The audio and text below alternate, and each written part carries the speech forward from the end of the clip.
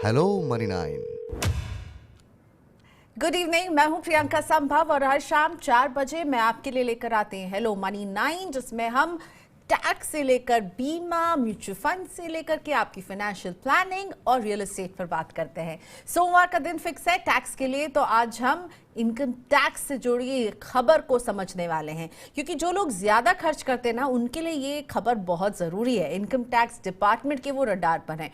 विदेश घूमने पर जरूरत से ज्यादा खर्च किया, भारी बिजली बिल भरा, महंगे डिजाइनर कपड़े खरीदे, तो समझ जाइए कि आईटी डिपार्टमेंट आपके हर एक्सपेंस पर नजर बनाए हुए है। इससे पहले भी आयकर विभाग ने 60,000 से ज्यादा आईटीआर को ई वेरिफिकेशन के लिए इसी बिना पर उठाया था। देश विदेश में होने वाले हाई वैल्यू ट्रांजैक्शन की भी निगरानी हो रही है। तो इन सब की क्या वजह है, क्यों इनकम टैक्स विभाग ये कर रही है, इन सब पर आज मैं बात करने वाली हूं, और साथ ही में इनकम टैक्स से जुड़े आपके सवालों का भी जवाब मिलेगा। मेरे साथ है आईसीएआई के पास प्रेसिडेंट और वरिष्ठ चार्टर्ड अकाउंटेंट वेद जैन जी, जिनसे हम पूछने वाले हैं कि इनकम टैक्स आपके किस तरह के खर्चों पर नजर बनाई हो। नमस्कार सर, स्वागत है आपका। हम आपसे बात करें उससे पहले मैं एक क्विक रिमाइंडर जो लोग हमारे शो से जुड़े हुए उन्हें देना चाहती हूँ कि आप अपने लाइव सवाल भी पूछ सकते हैं वेद सर से। तो लाइव सवाल पूछने का तरीका ये रहेगा कि या तो आप हमें व्हाट्सएप कीजिए 9311121874 पर, या फिर आप हमें ईमेल कीजिए money9query@tv9.com पर। यूट्यूब के हमारे इस लाइव सेशन के नीचे कमेंट बॉक्स में भी आज अपने सवाल आप हमें भेज सकते हैं। फायर कीजिए अपने सवाल जितने डिटेल में देंगे हमारे एक्सपर्ट उसे उतने अच्छे तरीके से समझकर आपको डिटेल में जवाब दे पाएंगे। सवाल के साथ अपना नाम, उम्र, शहर का नाम और मोबाइल नंबर लिखना बिल्कुल ना भूलें। तो वेद सर का स्वागत करते हैं एक बार फिर से। वेद सर, आयकर विभाग किस तरह की ट्रांजैक्शन पर नजर रख रहा है और सही इनकम नहीं रिपोर्ट करने वालों को कैसे पकड़ा जाएगा, क्या कार्रवाई हो सकती है, ये समझाइए। Priyanka ji, thanks for inviting me. देखिए क्या है, इनकम टैक्स विभाग का ये कहना है कि आप हमें जो आपकी इनकम है उसके ऊपर पूरा टैक्स दीजिए, और उसके लिए विभाग की पूरी कोशिश हो रही है कि उसको कैसे ये इंश्योर किया जाए कि हर एक व्यक्ति ने पूरा टैक्स दिया है। अब हमने 2016 में एक डिमोनेटाइजेशन किया था, जिससे कैश की ट्रांजैक्शन के बारे में पता लगाने के, ब्लैक मनी के बारे में इशू किया था। उसके पश्चात भी इनकम टैक्स में बहुत सारी अमेंडमेंट हुई, बहुत सारे रूल बनाए, और आज की डेट में कंप्यूटराइजेशन होने की वजह से अब इनकम टैक्स पे आपकी हर ट्रांजैक्शन की एक ट्रेल अवेलेबल हो गई है। जो 3 चीजें जो महत्वपूर्ण है वो ध्यान में रखने वाली है, एक आपका पैन नंबर है, एक आपका आधार नंबर है, और एक आपका मोबाइल नंबर है। आप कहीं भी मूव करते हैं, कैसे भी करते हैं, आपकी ट्रैकिंग डाउन बहुत इजी हो गई है, क्योंकि आप हर जगह अपना फुटप्रिंट छोड़कर जाते हैं। तो अब जिसने आपने जो शुरू में कहा कि आज की डेट में अब ये ट्रैकिंग डाउन, क्योंकि मोबाइल नंबर, आधार नंबर और पैन नंबर की वजह से बहुत इजी है, तो आप हाई वैल्यू जो ट्रांजैक्शन हैं जिसके ऊपर रिस्ट्रिक्शन लगी हुई है, तो ये जरूरी है कि वो ट्रांजैक्शन, आपकी जो पेमेंट हो वो आपके टैक्स पेड मनी से आए। आप ऐसा नहीं कर सकते कि कोई आमदनी इनकम आपकी हो और आप खर्चा करके ना इनकम को रिपोर्ट करें ना एक्सपेंसेस को रिपोर्ट करें। तो उसको पकड़ने के लिए अब सरकार ने जो कानून बनाए हुए हैं उसके अंदर मुझे नहीं लगता आज की डेट में किसी भी व्यक्ति को कोई ऐसा बचने का, छूटने का कोई नजर आता है जी। मैं जो अगर कुछ एग्जांपल दूं जो आपकी कि जो हाई वैल्यू ट्रांजैक्शन है, आज आप कोई घड़ी खरीदना चाहते हैं, आप कोई कार खरीदना चाहते हैं, आप कोई ज्वेलरी खरीदना चाहते हैं, या आप कोई बड़े एक्सपेंसिव कपड़े खरीदना चाहते हैं, तो जिससे आप खरीदते हैं उसके ऊपर एक ऑब्लिगेशन है कि अगर वो 2 लाख रुपए से ज्यादा की ट्रांजैक्शन होती है तो उसके बारे में उसको रिपोर्ट करना। पहले तो उसको ये रिस्ट्रिक्शन है कि वो 2 लाख से ज्यादा आपसे कैश में ले नहीं सकता, कैश तो रिसीव कर नहीं सकते, और 2 लाख से ज्यादा की अगर चेक से भी ट्रांजैक्शन होती है और तो उसको भी उसको एक रिपोर्ट करने का माध्यम है कि परमानेंट अकाउंट नंबर लेना बहुत मैंडेटरी हो गया है। तो अब जब आज की डेट में अगर 2 लाख रुपए से ज्यादा कैश आप नहीं दे पाएंगे, तो आपको एक घड़ी खरीदनी है जिसकी कीमत 5 लाख रुपए है, आपको कोई डायमंड की रिंग खरीदनी है जो 10 लाख रुपए की है, तो आप कैश में तो पेमेंट कर नहीं सकते, तो आपको पेमेंट उसकी चेक से ही करनी पड़ेगी। और चेक की पेमेंट जो आप करेंगे तो आपको अपना पैन नंबर देना है उसको, और उसको आपके इनवाइस के ऊपर आपका नाम, पैन नंबर लिखेगा, और जो पैन नंबर लिखने के बाद उसको जो ईयरली एक एनुअल इन्फॉर्मेशन है जो फाइनेंशियल ट्रांजैक्शन रिपोर्ट कहते हैं, वो उसे इनकम टैक्स में अपलोड करनी है, और उससे आपके बारे में पूरा, जिसे हम 360 डिग्री कहते हैं, हर व्यक्ति का निकल कर आ जाता है। तो जो आपको सबसे ज्यादा महत्वपूर्ण है टैक्स पेयर के लिए है कि आप जो घर से मूव करते हैं तो आपके फुटप्रिंट्स हर जगह नजर आ रहे हैं। चाहे वो मोबाइल नंबर पे आप कभी रेमंड के शोरूम पे गए, किसी और शोरूम पे गए, या फ्रीक्वेंट फ्लायर प्रोग्राम बना लिए, तो आपको वहां पे जो नंबर है ना मोबाइल नंबर में, वो सारा डाटा कैप्चर कर रहा है आपका। तो और 3 जैसे नंबर्स जो हम सबकी जिंदगी में जरूरी हैं वो है हमारा पैन, आधार और मोबाइल नंबर, और ये एक तरीके से सब कुछ जो है बता देगा कि आपने कहाँ कितना खर्च किया है। लेकिन नावेद सर, डेटा जुटाने के लिए भी आयकर विभाग और सरकार की तरफ से कुछ यूनिट्स भी बनाए गए थे, ये भी नजर रख रहे हैं ना हाई वैल्यू ट्रांजैक्शन पर। ये कौन से यूनिट्स हैं और किस किस तरह से आयकर विभाग इन्हें जुटा सकता है? एक हुआ कि जब आप किसी से खरीद रहे हैं वो रिटेलर आपकी जानकारी रखेगा, पर इसके अलावा भी विदेश यात्रा हो गई, बिजली का बिल हो गया, तो क्या बिजली विभाग से ये जानकारी मिलेगी या फिर इनकम टैक्स विभाग का भी अपना एक सेटअप है? देखिए, आज की डेट में एक इनकम टैक्स में 285 BA सेक्शन डाला हुआ है, जिसमें फाइनेंशियल ट्रांजैक्शन की रिपोर्टिंग की ड्यूटी लगाई है हर एक के ऊपर। तो डिफरेंट कैटेगरीज में डिफरेंट टाइप की ऑब्लिगेशन लगाई है। जैसे रजिस्ट्रार प्रॉपर्टी जो रजिस्टर करता है, उसको ये ऑब्लिगेशन लगाया है कि 30 लाख से ज्यादा की कोई भी प्रॉपर्टी रजिस्टर करेगा तो वो इन्फॉर्मेशन इनकम टैक्स डिपार्टमेंट को एनुअली सबमिट करेगा। इसी तरह से मोटर व्हीकल के केस में जो भी मोटर व्हीकल की सेल के बारे में रजिस्ट्रेशन होती है, उसकी सारी रिपोर्टिंग वो रजिस्ट्रार को उसको वहां पर भेजने की सीधी है। इसी तरह से किसी भी कंपनी में अगर शेयर की अगर ट्रांजेक्शन इशू किए जाते हैं तो वहां एक ऑब्लिगेशन लगाया है कि वो शेयर की ट्रांजैक्शन सारी इनकम टैक्स डिपार्टमेंट को रिपोर्ट करेंगे। इसी तरह बैंकों पे ऑब्लिगेशन है कि अगर आपके बैंक में कैश जमा होता है तो सेविंग अकाउंट, करंट अकाउंट की सेलिंग लगाइए, उससे ज्यादा कैश जमा होता है तो उसकी ट्रांजैक्शन रिपोर्ट करेंगे। इसी तरह से हर व्यक्ति के ऊपर ऑब्लिगेशन लगाया है कि 2 लाख से ज्यादा की पर्टिकुलर जैसी ज्वेलरी वगैरह है, उसकी जो ट्रांजैक्शन है वो रिपोर्टिंग करने की जरूरत है। जब वो ट्रांजैक्शन आज की डेट में कंप्यूटर के माध्यम से सारी आती है और जनरेट हो जाती है, तो ऑब्वियसली है कि वो सारी की सारी इनकम टैक्स वालों को अपनी आर्टिफिशियल इंटेलिजेंस करके और डेटा माइनिंग जिसे हम कहते हैं वो करके उसको कोलेक्ट करना बहुत इजी हो जाता है, और वो आपके आप एनुअल इंफॉर्मेशन स्टेटमेंट में बन के आपके अकाउंट में आ जाती है। तो वो आपके जब अकाउंट में आ गई तो आपको पता लग गया है कि भाई देखिए आपने ये ट्रांजेक्शन की हुई है। अगर वो ट्रांजेक्शन आपकी इनकम से सूट करती है, मैच करती है और उसमें अकाउंटेड फॉर है तो कोई इश्यू नहीं है। अगर वो नहीं सूट करती, मैच नहीं करती, तो फिर आपसे सवाल पूछा जाएगा कि ये बताइए कि इस बारे में कहाँ है, कैसे किया है, क्या आपकी ये रिपोर्टिंग कहाँ से आपने की है। तो वो फॉरेन ट्रेवल में ट्रेवल एजेंट की ऑब्लिगेशन सारी जो है इसके बारे में, जिससे आप फॉरेन एक्सचेंज खरीदते हैं उसको ऑब्लिगेशन है कि वो सारी अपनी ट्रांजेक्शन को रिपोर्ट करेगा।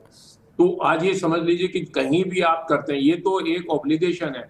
इसके अलावा भी जो आप अकाउंट रखते हैं, बहुत जगह आप अपना मोबाइल नंबर छोड़कर आते हैं, वर्किंग जाते हैं, उससे भी बहुत सारा डाटा कैप्चर होता है। सोशल मीडिया पे जो आप कर रहे हैं वहां पे भी इनकम टैक्स डिपार्टमेंट के जो सॉफ्टवेयर लगे हुए हैं वो कोशिश करते हैं कैप्चर करने की कि आपने अगर एक्सपेंसिव आइटम दिखाई है, कोई ऐसी चीजें खरीदी हैं जो आप शो कर रहे हैं, वो आपकी फेस रीडिंग करके आपके अकाउंट से कोरिलेट करने की कोशिश करें।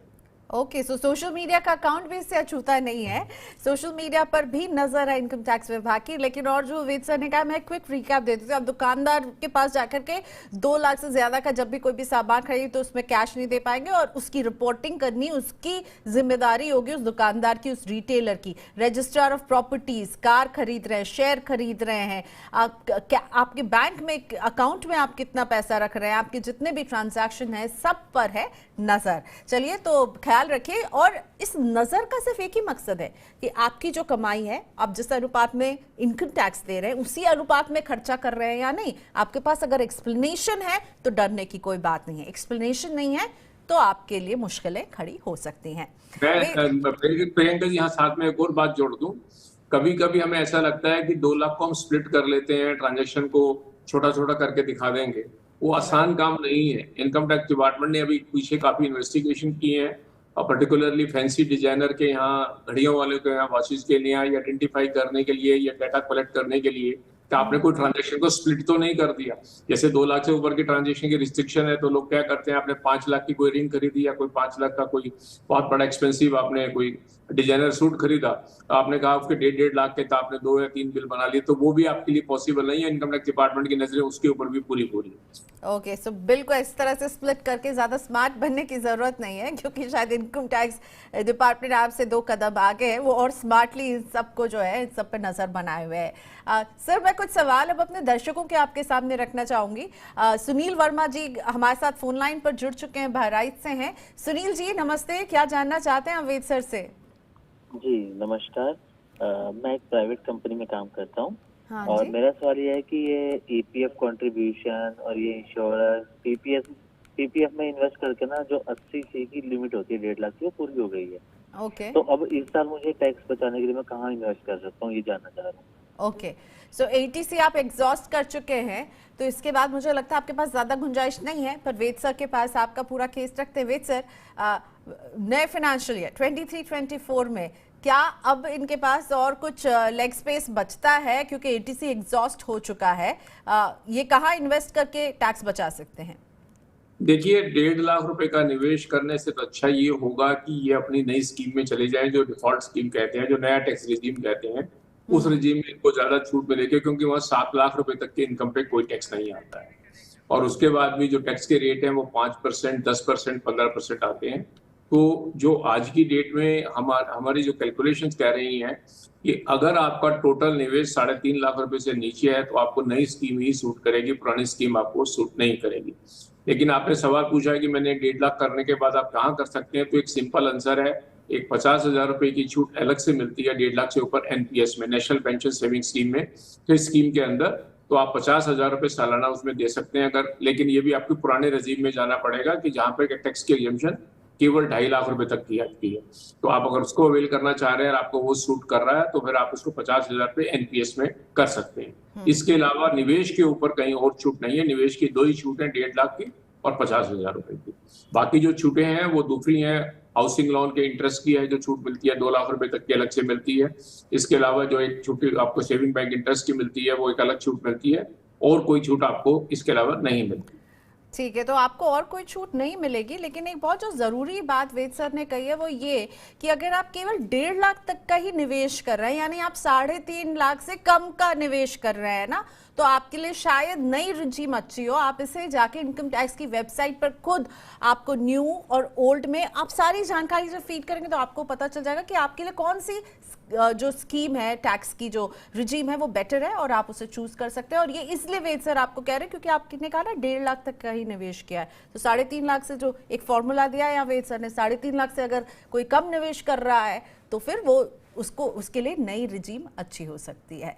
रवि सेठी से हम बात करते हैं, बेंगलुरु से जुड़ गए हैं। रवि जी नमस्ते, कैसे मदद करें आपकी? नमस्ते प्रियंका जी। सवाल है मेरा एक कि इनकम टैक्स डिपार्टमेंट ने ITR 1 और ITR 4 के ऑफलाइन जो फॉर्म जारी किए हैं, मैं एक सैलरीड पर्सन हूँ, और फाइनेंशियल ईयर जो 2022-23 वाला था उसमें मैंने बेंगलुरु की एक MNC कंपनी में जॉब शुरू की है। क्या मुझे ऑफलाइन फॉर्म भरना चाहिए या फिर ऑनलाइन फॉर्म का मैं इंतजार करूं? ऑफलाइन फॉर्म किन्हें भरना चाहिए, आप क्या सजेस्ट करेंगे इस बारे में? ठीक है, वेद सर आपने सुना रवि सेठी जी उलझ देखिए, गए अगर कि आपकी अगर सिंपल इनकम सैलरी से आ रही है और कोई और खासी ऐसी इनकम नहीं है, तो आप ऑनलाइन भरेंगे तो ज्यादा आपको आराम रहेगा। ऑफलाइन और ऑनलाइन का तो सिंपल सा एक तरीका है कि आप ऑफलाइन भर के बाद में इसको अपडेट कर सकते हैं, क्योंकि वो आपको ITR-V क्रिएट करना पड़ता है। तो उसका डिफरेंस तो सिर्फ वेरिफिकेशन का है, बाकी ऑनलाइन और ऑफलाइन में बहुत ज्यादा कोई फर्क नहीं है। ओके, ज़्यादा फर्क नहीं है, लेकिन ऑनलाइन भरने की ही सलाह ज़्यादातर एक्सपर्ट्स देते हैं। अब सब कुछ ऑनलाइन ही हो गया है, तो ऑनलाइन ही भरना आपके लिए भी सही रहेगा। आप काम करते हैं, जॉब में हैं अभी, आप ऑनलाइन ही भरें। कंवलजीत सिंह जी का सवाल दिल्ली से है। दिल्ली में नौकरी करता हूँ, किराए के मकान में मैं रहता हूँ, मेरी कंपनी से मुझे हाउस रेंट अलाउंस नहीं मिलता है। क्या मैं आयकर के रिटर्न भरते वक्त किराए पर टैक्स छूट ले पाऊंगा? कंवलजीत का ये सवाल है वेद सर, क्या ये छूट ले पाएंगे? HRA नहीं मिलता है इन्हें? देखिए, इनकम टैक्स में एक प्रोविजन है जिसे HRA मिलता है, उसको हाउस रेंट अलाउंस में डिडक्शन मिलती है। लेकिन अगर आपको HRA नहीं मिलता तो रेंट पेड 10% सैलरी से ज्यादा देते हैं, तो 80GG एक सेक्शन है जिसके अंदर इसकी छूट मिलती है। जो आपने रेंट पे किया उसके नाम की छूट मिलती है। लेकिन जैसे मैंने पहले क्वेश्चन के आंसर में कहा था कि आज की डेट में आपको ये देखने की बड़ी जरूरत है कि आपका टैक्स रेट, जो टोटल टैक्स की लायबिलिटी है, वो नए रजीम में ज्यादा छूट बेटर आ रही है या ओल्ड रजीम में आ रही है। क्योंकि नए रजीम में ये छूट आपको नहीं मिलेगी, पुराने रजीम में ही मिलेगी। तो सिर्फ इस बात का कि आपको रेंट की एग्जेम्पशन क्लेम करनी है, तो मेरा मानना ऐसा है कि आपको नया रजीम सूट करेगा, आप पुराने रजीम में नहीं जाइए और न इसकी एग्जेम्पशन क्लेम मत कीजिए। कि या तो एक आप कैलकुलेशन कर लीजिए, जैसे प्रियंका जी कह रही थी, सॉफ्टवेयर अवेलेबल है, ऑनलाइन अवेलेबल है साइट पे, आप दोनों फिगर डाल के देख लीजिए कि कौन सा आपको सूट करता है। क्योंकि नए रजीम में एग्जेम्पशन ज्यादा है और आपका टैक्स रेट भी कम पड़ता है। एक बहुत ही लिमिटेड कैटेगरी वाले केसेस ऐसे हैं जिनको ओल्ड रजीम में बेनिफिट आएगा। और मुझे आपकी जैसे मैं समझ रहा हूँ आपके फैक्ट्स के जो छोटे आपने फैक्ट्स शेयर किए हैं, मुझे नहीं लगता सिर्फ आपको रेंट की डिडक्शन क्लेम करने के लिए ओल्ड रजीम में जाना चाहिए। क्योंकि अगर आपकी सैलरी अगर 2 लाख रुपए पर मंथ भी है और आपको कोई रेंट 30-40 हजार रुपए पर मंथ भी दे रहे हैं, 50 हजार पर मंथ भी दे रहे हैं, तो मुझे नहीं लगता आपको फिर भी कोई पुराने रजीम में रेंट की डिडक्शन क्लेम करने के बाद भी बेनिफिट मिलेगा। लेकिन सवाल का आंसर ये है कि हाँ, अगर आपको हाउस रेंट अलाउंस नहीं मिल रहा लेकिन आप एक्चुअल रेंट पे कर रहे हैं, तो सेक्शन 80GG में आपको छूट मिल सकती है। ठीक है, 80GG के तहत आपको छूट मिलेगी। लेकिन वेद सर बार-बार करें, जरूर कंपेयर कीजिए कि आपके लिए क्या डिफॉल्ट हुई, नई टैक्स रिजीम अच्छी है या पुरानी। वेद सर, हम श्योर आपसे बहुत लोग ये सवाल पूछ चुके होंगे, कब किसी को पुरानी रिजीम में स्टिक करना चाहिए और कब नई रिजीम चुननी चाहिए। मैं आपका एक व्यू पॉइंट समझना चाहती हूँ कि आप क्या सलाह दे रहे हैं कि आपको कब कौन से रिजीम में जाना है। ये फैसला अगर किसी को लेना, उसके लिए इसे आप कैसे आसान बनाएंगे। एक टिप तो आपने शुरुआत में दिया कि आपका निवेश कितना है, पर मैं चाहूंगी इसको एक जगह एक बार में बता दीजिए, आप कैसे मदद करना चाहेंगे उन लोगों को जो डिसाइड नहीं कर पा रहे हैं। जो देखिए, जो कैलकुलेशन इंडिकेट कर रही है, अगर 16 लाख रुपए तक की इनकम आती है तो आपको न्यू रेजिम सूट करता है, और 16 लाख पे जाके 3,75,000 रुपए की डिडक्शन क्लेम करने पर आप एट पार आते हैं। और उसकी कैलकुलेशन भी बहुत सिंपल है, अगर समझने की कोशिश की जाए तो हम जिसको भाषा में समझाते हैं, 1.5 लाख रुपए की ATC की छूट मिलती है, 50,000 रुपए की हमें छूट मिलती है, इसके नाम की ये NPS की मिलती है, 2 लाख रुपए की हमें हाउसिंग लोन की इंटरेस्ट की मिल सकती है, और 25,000 रुपए की हमें मिल सकती है मेडिक्लेम वगैरह की जो मिलती है इसके बारे में। और इसके अलावा 10,000 रुपए की हमें 80 TTA में, जिसे हम इंटरेस्ट और सेविंग अकाउंट कहते हैं, वो छूट मिलती है। यह 4,35,000 रुपए का लगभग एक पैकेज है जिसके अंदर एक छूट मिल सकती है। इनमें से अगर आप 3,75,000 रुपए की डिडक्शन क्लेम करने का आपका ऑप्शन बनता है, आपने ऐसा निवेश किया हुआ है, आपने ऐसी वर्किंग की हुई है, तो आप 16 लाख रुपए की इनकम पे जाएंगे तो आप एट पार लगभग नजर आएंगे कि आपकी जो टैक्स लायबिलिटी ओल्ड रेजिम और नए रेजिम में बराबर हो जाएगी। लेकिन इसमें थोड़ी सी कहीं ना कहीं कैलकुलेशन में और चैलेंज आता है, जैसे हाउस रेंट अलाउंस है। अगर किसी को हाउस रेंट अलाउंस मिल रहा है तो शायद वो एक एडिशनल डिडक्शन मिलती है ओल्ड रेजिम में जो नए में नहीं मिलेगी। तो हमारा ऐसा मानना है कि हर व्यक्ति का केस एक डिफरेंट एंगल पे आएगा, और इसीलिए जो सॉफ्टवेयर जो उसके पैकेज अवेलेबल है उसमें आप अपनी फिगर डाल के चेक कर लीजिए कि आपके केस में कौन सी आइडियल सूट करती है। इंडिकेशन ये है कि 90% केसेस में न्यू रेजिम बेनिफिशियल होगा, और पर्टिकुलरली हायर टैक्स ब्रैकेट वालों को तो बहुत ही ज्यादा छूट है, क्योंकि उनको सरचार्ज में बहुत बड़ा बेनिफिट आता है। तो इसलिए नया रेजिम बाय एंड लार्ज आ रहा है। कुछ ही टिपिकल केसेज हैं जिसमें कि ये निवेश का जो बेनिफिट है, आपने अगर कमिटेड है, जैसे इंश्योरेंस पॉलिसी ली हुई है, आपने मकान बनाया है, उसकी छूट मिल रही है, मेडिक्लेम आप ले रहे हैं और आपकी सेविंग्स वगैरह आ रही है, तो हो सकता है कि कुछ केसेज में ये बेनिफिट नजर आए, अदरवाइज न्यू रेजिम ज्यादा बेनिफिशियल लगता है। वेद सर, क्या लग रहा है सरकार बहुत जल्दी क्या इस पुराने रेजिम को रोल बैक तो नहीं कर देगी, जिस तरह से नई रेजिम को अट्रैक्टिव बनाने की कोशिश की जा रही है? देखिए, वो तो बहुत क्लैरिटी, अगर आपने बजट में देखा होगा, पिछले बजट में भी और इस बजट में जो फाइनेंस बिल प्रेजेंट किया गया, उन्होंने पुराने रेजिम में कोई कंसेशन नहीं दी। वो थ्रेशोल्ड 2,50,000 रुपए रखा हुआ है। पुराने रेजिम में 5 लाख रुपए तक टैक्स नहीं लगता, क्योंकि वो 12,500 का एक रिबेट देते हैं, वो रिबेट उतना ही रखा हुआ है, उसमें कोई चेंज नहीं की। तो वित्त मंत्री की मंशा बहुत क्लियर है कि आप पुराने रेजिम से निकल जाइए, अब नए में आ जाइए। और नए में उन्होंने कितनी छूट दी? उन्होंने कहा 7 लाख रुपए तक का कोई टैक्स नहीं लगेगा। स्टैंडर्ड डिडक्शन भी नए रेजिम वालों को दे दी। टैक्स के जो स्लैब चेंज किए उन्होंने, उस स्लैब में भी आपने देखा होगा कि वो स्लैब में भी बहुत सारे 3 से 6 लाख तक 5%, 6 से 9 लाख तक 10%, 9 से 12 तक 15%, वो भी छूट दी। पुराने वाले रजीम को कहीं चेंज नहीं किया, वहाँ 5 से 10 लाख पे 20% का टैक्स आता। तो ये तो बहुत क्लियर है कि फेज आउट करना है, क्योंकि शायद वित्त मंत्री ये नहीं चाहते कि आपको फोर्स करे कि आप ओल्ड रिजिम में से बाहर चले जाओ, लेकिन आइडिया बिल्कुल ठीक है कि स्लॉप न्यू रिजिम की तरफ है, आपको उसी ढलान पे जाना है, आप पुराने रिजिम को भूलते चले जाइए। ओके, सो पुराने रिजीम को लगता है कुछ आने वाले समय में बाय बाय कह रहे होंगे। टैक्स डिपार्टमेंट की बहुत एक जोरदार कोशिश ये भी है कि टैक्स पेयर्स का बेस बढ़ाया जाए। कई कदम उठाए गए हैं। 2023-24 का जो फाइनेंशियल ईयर है उसमें टैक्स पेयर का बेस जो है 10% बढ़ा करके 8.6 करोड़ करने का लक्ष्य रखा गया है। साल दर साल हमने देखा बढ़ोतरी भी आई है। 2022-23 में करीब 7 करोड़ 78 लाख रिटर्न फाइल हुए हैं और अब आंकड़ा कहीं और है। आपको क्या लगता है कि और बेस को बढ़ाने के लिए क्या किए जाने की जरूरत है और सरकार किस तरह से कदम उठा रही है कि बेस बढ़े, लोग बढ़ें, क्योंकि क्लियर लक्ष्य सामने रख दिया है कि हम 8 करोड़ को क्रॉस करेंगे? देखिए, जो बेस बढ़ने का है वो कंप्यूटराइजेशन और आर्टिफिशियल इंटेलिजेंस अपने आप में लोगों को इस सर्कल में यानी दायरे में लेकर आ जाएगी, टैक्स के दायरे में। अब आप एक व्यक्ति कोई काम करता है, किसी भी तरह का करे, वो ट्रांजैक्शन आज की डेट में आपको नामुमकिन है आप उसे छुपा लें इनकम टैक्स डिपार्टमेंट से, क्योंकि आप जो भी एक कहीं ना कहीं चेन, एक आपकी ट्रेल आपके अकाउंट में आ जाएगी। जैसे मैंने कहा कि भाई आप अगर कोई इनकम करते हैं, सैलरी की इनकम करते हैं या कोई काम करते हैं, कुछ भी करते हैं, उसकी जो पेमेंट आएगी किसी न किसी तरह से, कानून में 10,000 रुपए से ज्यादा की कैश पेमेंट आप खर्चे के लिए नहीं कर सकते, क्योंकि आपको इसकी डिडक्शन नहीं मिलेगी। तो जिसके यहाँ से भी काम करते हैं वो आपको चेक से पेमेंट करेगा। आपके सेविंग बैंक करंट अकाउंट में अकाउंट जुड़ते ही आपका पैन नंबर उस बैंक को, कि आप बैंक अकाउंट खोल नहीं सकते बिना पैन के। पैन आपके आधार से लिंक है, आपका आज की डेट में मोबाइल नंबर लिंक है। तो जो ट्रांजेक्शन है जितनी भी है वो सारे रिपोर्टेड है। बैंक में जो पैसा फिक्स डिपॉजिट में रखा, जो आपने इंटरेस्ट पे रखा, जो म्यूचुअल फंड में इन्वेस्टमेंट करी, कोई प्रॉपर्टी में इन्वेस्टमेंट करी, किसी से रेंट लिया, कुछ भी लिया, वो ट्रांजैक्शन सारी रिपोर्ट हो जाएंगी। आप बाजार में जहाँ भी जाएंगे, कुछ चीजें खरीदेंगे, कुछ खाना भी खाएंगे, होटल भी जाएंगे, रेस्टोरेंट भी जाएंगे, ट्रैवल करेंगे, एयरलाइंस पे जाएंगे और या ट्रेन की टिकट बुक करेंगे, वो सारी इंफॉर्मेशन आज की डेट में कोलेट हो रही है।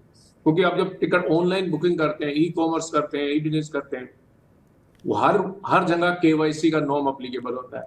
और केवाईसी में 3 में से एक चीज तो मैंडेटरी आएगी। तो पैन आपके हाथ आएगा, या आपका मोबाइल नंबर आ जाएगा, या आपका आधार नंबर आ जाएगा, और तीनों को लिंक किया हुआ आज की डेट। तो आपने एक जगह एक इंडिकेशन दी और वो आपने उसमें तीनों को उठा लेगा। इवन आप टेलर के पास भी जाएंगे तो टेलर भी आपसे पूछता है, आपका नाम पूछता है, मोबाइल नंबर नोट करके रखता है आपके बारे में। वो इन्फॉर्मेशन भी डिपार्टमेंट के लिए काम आ जाएगी।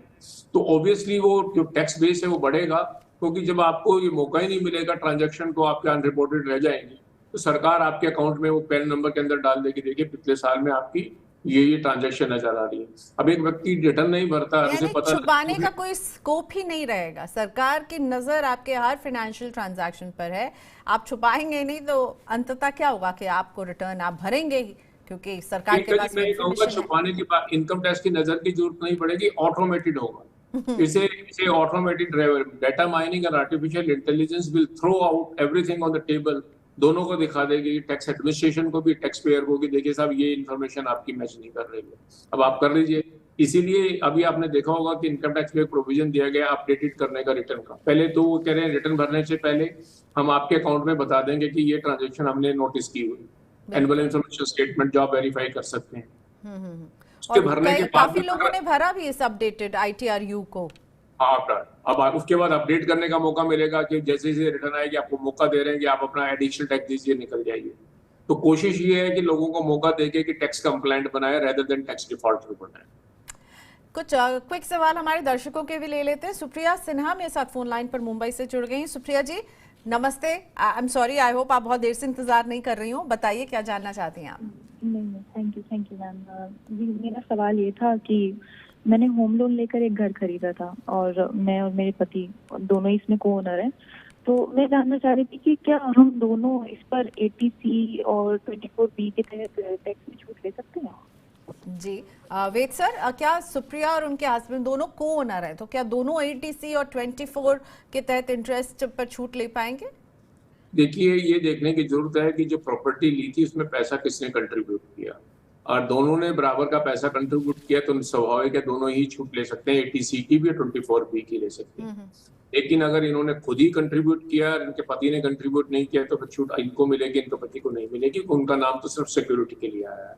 इसके लिए मैं एक बता दूं सभी को कि ट्रांसफर ऑफ प्रॉपर्टी एक्ट में एक प्रोविजन है जिसे हम सेक्शन 45 कहते हैं कि अगर कोई प्रॉपर्टी जॉइंट नेम में खरीदी जाती है तो ये माना जाएगा कि उस प्रॉपर्टी में दोनों का हक उतना ही है जितना कि उन्होंने पैसा कंट्रीब्यूट किया है।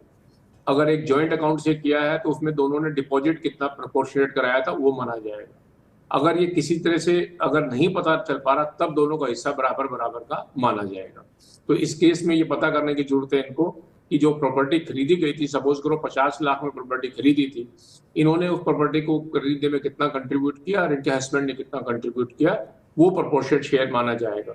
और लेकिन अगर दोनों ने कंट्रीब्यूट किया तो दोनों ही डिडक्शन क्लेम कर सकते हैं। ओके, तो किसने कंट्रीब्यूट किया है, कौन लोन को पे कर रहा है, उस हिसाब से ये तय होगा कि कौन फायदा इसका उठाएगा। एक सवाल जो लाइव हमसे पूछा जा रहा है वेद सर, मैं सामने रखती हूँ, आई एम नॉट श्योर ये आपके परव्यू में आएगा कि नहीं। परी हैं, वो पूछ रही हैं कि मेरे पिताजी ने 2000 शेयर एनएमडीसी के जो है वो 2015 से वो होल्ड कर रहे थे, जो इन्होंने इनके पास एनएमडीसी के ये शेयर जो है लास्ट फाइनेंशियल ईयर में क्रेडिट हुए हैं, वो इन्हें अब बेचना चाह रहे हैं तो इस फाइनेंशियल ईयर में, तो इसमें जो है कैपिटल गेन कैसे कैलकुलेट होगा? 2015 से थे और पिछले फाइनेंशियल ईयर में क्रेडिट हुए हैं।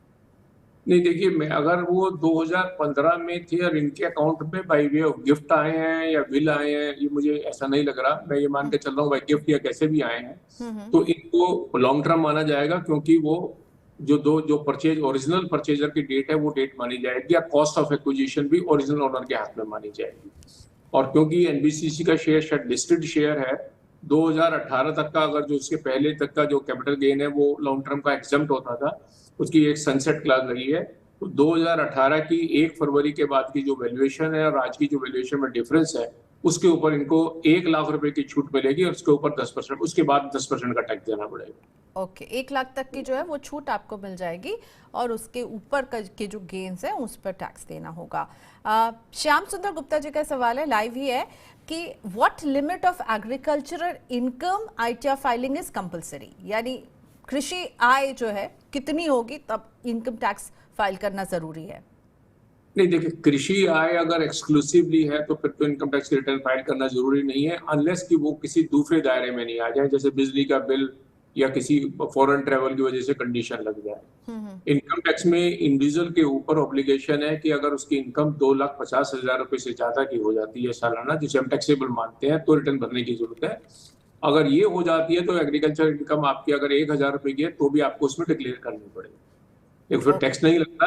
और लेकिन लगा एग्रीकल्चर इनकम पर से पे टैक्स नहीं है, और एग्रीकल्चर एक्सक्लूसिव इनकम है तो आपको रिटर्न भरने की भी जरूरत नहीं पड़ेगी, अनलेस कि आपको और कोई दायरा जिसमें इलेक्ट्रिसिटी बिल का है, जो फॉरेन ट्रेवल की कंडीशन है, जो बैंक में डिपॉजिट की कंडीशन है, उसके ऊपर आपके ऊपर रिटर्न भरने का ऑब्लिगेशन आ जाए। ओके, ये जो अभी हमने परी जी का सवाल लिया था, उनका नाम है एक्चुअली परवीन कौर, वो एक सवाल उन्होंने ऐड किया, एक इन्फॉर्मेशन सर, कि एनएमडीसी स्टील के शेयर क्रेडिट हुए डीमर्जर के बाद,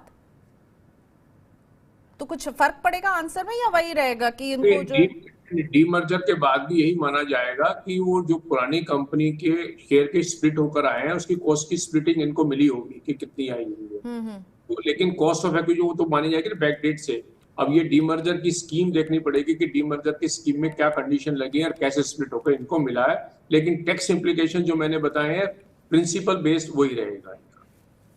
ओके, एक और सवाल अनुज जी का ले लेते हैं। अनुज जी ने हमें ये सवाल व्हाट्सएप पर भेजा था और हमारे साथ फोन लाइन पर इलाहाबाद से जुड़ चुके हैं।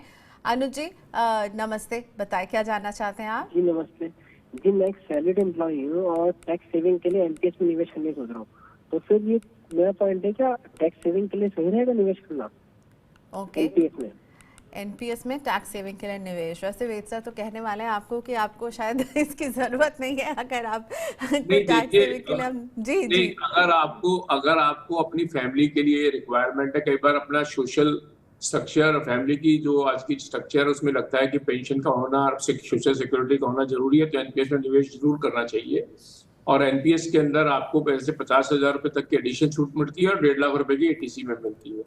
लेकिन अगर आप ये सोच के करें कि टैक्स के लिए सिर्फ करना है, तो जैसे प्रियंका जी ने कहा, मैंने पहले सलाह दी है, शायद आज की डेट में उसका टैक्स का एडवांटेज नहीं रहा है, क्योंकि नए रजीम में टैक्स रेट कम है और इसकी छूट नहीं मिलती। ओके, चलिए एक और सवाल लाइव नंदलाल जी का है, और बहुत दिनों के बाद नंदलाल हमारे जो व्यूअर हैं हमारे टाइमलाइन में नजर आ रहे हैं। नमस्ते नंदलाल जी, ये पूछ रहे हैं कि मैं एक गवर्नमेंट एम्प्लॉय हूँ, टैक्स पेयर हूँ, मेरे पत्नी के नाम एक डीमैट अकाउंट है, उसकी लास्ट ईयर की शेयर बेचने से उन्हें इनकम जो है वो 70,000 रुपए की इनकम हुई है। इनकी वाइफ को, क्या पत्नी को ITR सबमिट करना होगा? 70,000 की इनकम है। देखिए, अगर उनकी इनकम सिर्फ 70,000 रुपए की ड्यूरिंग द ईयर है, फिर तो रिटर्न भरने की कोई जरूरत नहीं आएगी, क्योंकि 70,000 2,50,000 से नीचे है तो नहीं आएगी। लेकिन उनकी कोई एक्टिविटी और है जिससे कि उनका ऑब्लिगेशन बनता है, जैसे कि इलेक्ट्रिसिटी बिल या कोई और फॉरेन ट्रैवल या कोई बैंक अकाउंट वगैरह का है, तो है, ऐसा नहीं है। लेकिन क्योंकि मैं आप ये बताया कि वो निवेश करती है और उनका डीमैट अकाउंट है, तो ये भी देख लीजिए कि शेयर परचेज की और ट्रांजैक्शन तो नहीं है जो सब्सटेंशियल हो, सिर्फ सेल इसी की गई हो, तो ये मान लो। इसके अलावा ये भी आप जरूर चेक कर लीजिए कि वो जो शेयर खरीदे थे वो उनका सोर्स कहाँ से था, वो पैसा आपकी पत्नी के पास आपने दिया था या उनका था। अगर आपने दिया था तो ये 70,000 रुपए की इनकम आपकी मानी जाएगी, आपकी पत्नी की नहीं, और आपके हाथ में क्लब दी जाएगी। बिल्कुल। Section 64 clubbing of income, Nandlal ji, इसको जी कोई इनकम टैक्स की नॉलेज होगी आप लोग जैसे लोग के साथ शो करते करते मुझे ये सब याद हो गया है sir. Thank you so much Ved sir, आज आपने वक्त निकाला, बहुत अच्छी बातचीत रही। हमारे दर्शक भी लगातार सवाल भेज रहे हैं, हम जिन्हें शामिल नहीं कर पाए हम फिर से वेद सर को लाएंगे अपने शो में। पर आज के लिए धन्यवाद सर, आपने वक्त निकाला, फिर मुलाकात होती है, बाय बाय। चलिए, तो आज हमारे साथ बहुत ही नॉलेजेबल चार्टर्ड अकाउंटेंट वेद जैन थे, एंड बहुत अच्छा लगा उनसे बात करके, नई नई बातें पता चली, और उन्होंने जिस तरह से जवाब दिया, आई एम श्योर आपको भी फायदा हुआ होगा। जरूर कमेंट करके हमें बताइएगा।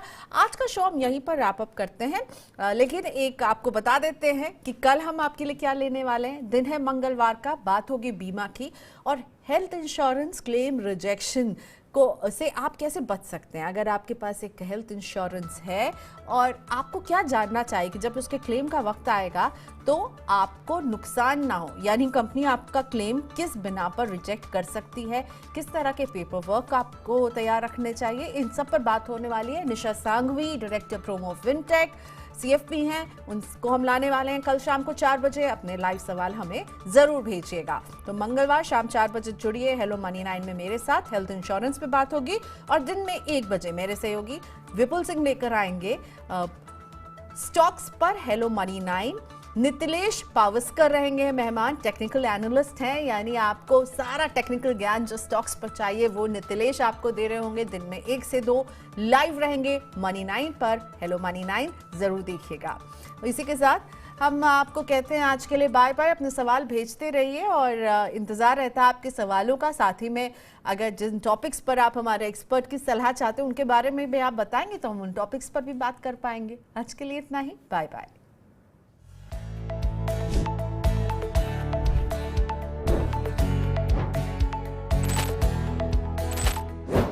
Hello money 9।